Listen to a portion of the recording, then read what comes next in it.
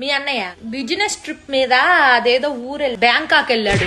Office ఎదవాళ్ళకి బుద్ధి జ్ఞానం లేదు. ఈ మధ్య మరీ ఘోరం అయిపోయి నెలకి 2 సార్లు పిలుస్తున్నారు బ్యాంకాక్. అసలు అల్లాడిపోతున్నాడు. అంత దూరం అంటే ఒళ్ళు హూనం అయిపోదు. ఎక్కడో మ్యాప్ చివరి నుండి బ్యాంకాక్ రాగానే ఒళ్ళంతా నొప్పులు ఉంది, కాస్త కాపడం పెట్టు రాజ్యం అని నోరారా అడుగుతాడు.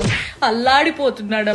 పోనీ నేను కూడా వస్తానయ్యా నీతో పాటు, నువ్వు ఆఫీస్ పని చూసుకో అంటే, వద్దో రాజ్యం నువ్వు రామాక, కడుపులో నీళ్లు కదలకుండా ఉండు, వేళకి తిని పడుకో, నీ ఆరోగ్యం నాకు చాలా ముఖ్యం అంటాడమ్మా మహానుభావుడు. అల్లాడిపోతున్నాడు.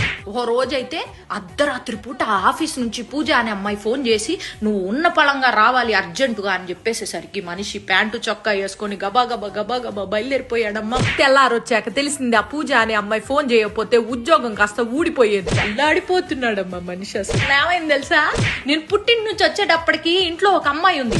నాన్న ఎవరండి ఈవిడే అని అడిగేసేప్పటికి అర్బన్ క్లాప్ నుంచి పిలిపించాడు.